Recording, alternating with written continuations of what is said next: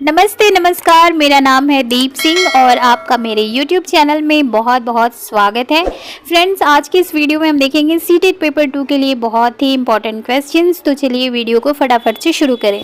तो चलिए शुरुआत करते हैं आज के अपने सबसे पहले क्वेश्चन के साथ। हमारा फर्स्ट क्वेश्चन है, किन दो नगरों में अग्निकुंड के अवशेष मिले हैं? हड़प्पा कालीन नगर की बात हो रही है।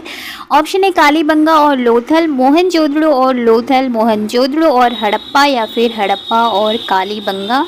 तो इसका करेक्ट आंसर हो जाएगा ऑप्शन ए, कालीबंगा और लोथल। ठीक है, हड़प्पा कालीन ये जो दो नगर हैं कालीबंगा और लोथल, यहाँ पर मिले हैं अग्निकुंड। ठीक है, यहाँ पर अग्निकुंड मिले हैं, तो इसका करेक्ट आंसर है ऑप्शन ए। नेक्स्ट क्वेश्चन है हमारा, निम्न में से किन नगरों में बड़े बड़े भंडार गृह मिले हैं?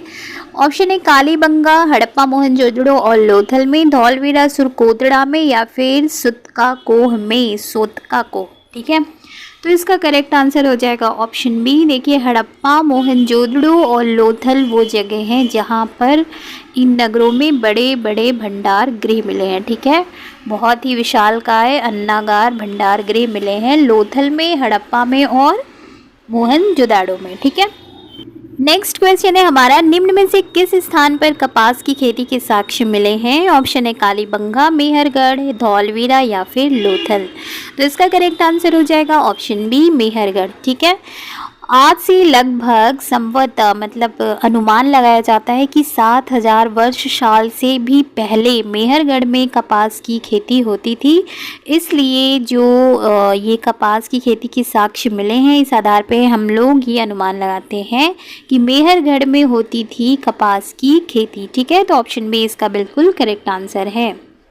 नेक्स्ट क्वेश्चन है हमारा, हड़प्पा के लोग तांबे का आयात संभवतः आज के किस राज्य से करते थे? आज का कौन सा राज्य है जो हड़प्पा कालीन लोगों के लिए तांबे के आयात का राज्य था? ठीक है, ऑप्शन है राजस्थान, गुजरात, महाराष्ट्र, या फिर आंध्र प्रदेश। तो इसका करेक्ट आंसर हो जाएगा ऑप्शन ए, राजस्थान। ठीक है, हड़प्पा के जो लोग थे वो तांबे का आयात संभवतः, यानी कि ऐसा अनुमान लगाया जाता है कि आज के राजस्थान से करते थे।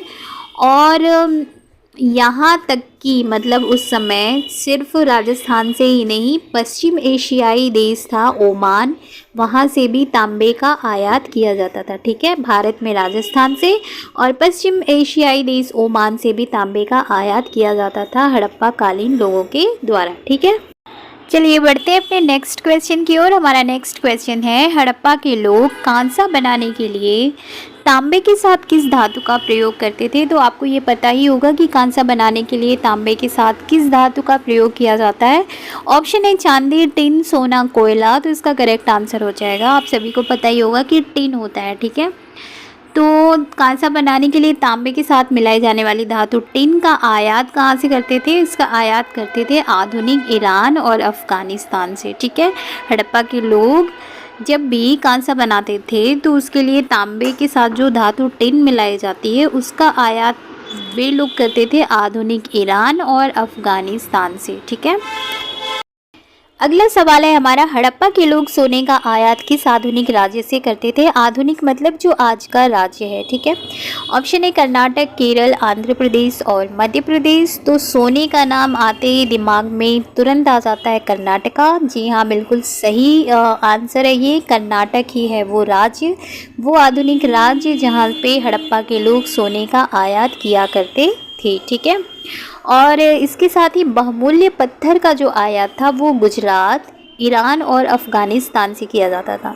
देखिए, हड़प्पा के लोग टिन का आयात भी करते थे अफ़गानिस्तान से और ईरान से, इसके साथ ही बहुमूल्य पत्थर का, ठीक है, टिन और बहुमूल्य पत्थर का आयात करते थे ईरान और अफ़गानिस्तान से। ठीक है, और भारत में गुजरात से बहुमूल्य पत्थर का भी आयात होता था।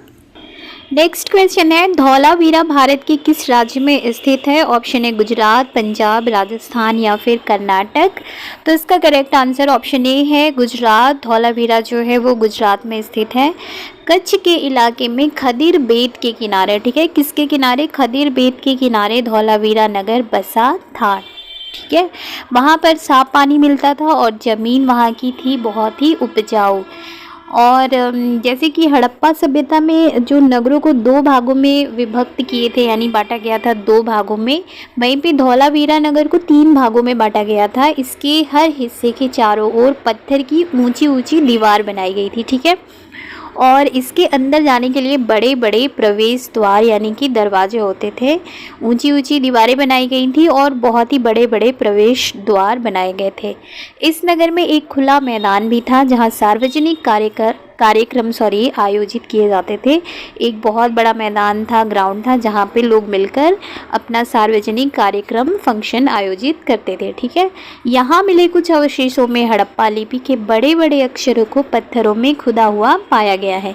इन अभिलेखों को संभवतः लकड़ी में जड़ा गया था और यह एक अनोखा अवशेष माना जाता है, क्योंकि आमतौर पर हड़प्पा के लेख मोहर जैसी छोटी वस्तुओं पर पाए जाते हैं, लेकिन यहाँ पर उल्टा है कि लकड़ी में जड़ा गया है और बड़े बड़े अक्षरों को पत्थरों में खुदा हुआ पाया गया है, ठीक है। इसलिए ये क्या हो गए, अनोखे ही तो हुए।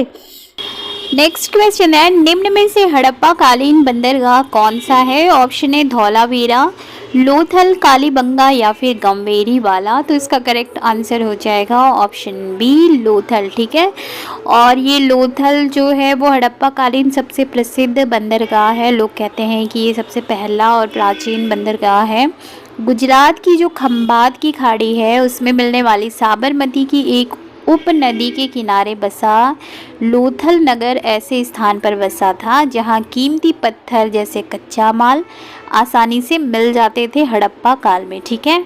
और यह पत्थरों, शंखों और धातुओं से बनाई गई चीज़ों का एक महत्वपूर्ण केंद्र भी था हड़प्पा काल में।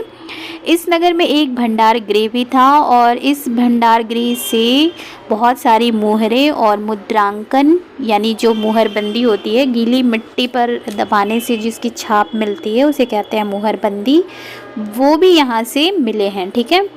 और ये जो लोथल का बंदरगाह है ये एक बड़ा सा तालाब था, लोथल का बंदरगाह, जहाँ से समुद्र के रास्ते आने वाली जो नावें थी वो रुकती होंगी, ऐसा लोगों का अनुमान है। और यहाँ पर ही माल चढ़ाया और उतारा जाता था, ठीक है। तो करेक्ट आंसर क्या हो गया, ऑप्शन हो गया लोथल। नेक्स्ट क्वेश्चन है हमारा, भीमबेटका किस आधुनिक प्रदेश में स्थित है? ऑप्शन है मध्य प्रदेश, अरुणाचल प्रदेश, राजस्थान या फिर उत्तर प्रदेश। तो इसका करेक्ट आंसर है ऑप्शन ए, मध्य प्रदेश, ठीक है। भीमबेटका कहाँ है? आधुनिक मध्य प्रदेश में, और ये था आवासीय पुरा स्थल, ठीक है। भीमबेटका आवासीय पुरा स्थल कहते हैं, मतलब पुरा स्थल को कहते हैं जहाँ लोग रहा करते थे। इनमें गुफाओं और कंदराओं जैसे स्थल होते थे जिसे भीमबेटका कहते हैं। गुफाओं में और कंदराओं में लोग रहते थे, और जब बहुत तेज़ बारिश हो, धूप हो और हवा बहुत तेज़ हो, आंधी तूफान हो, तो उससे बचने के लिए, उससे राहत पाने के लिए लोग ऐसी कंदराओं में और गुफाओं में रहते थे।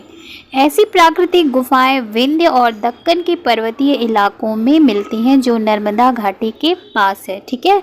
तो भीमबेटका कहाँ है? आधुनिक मध्य प्रदेश में है और ये आवासीय पुरा स्थल है, ठीक है।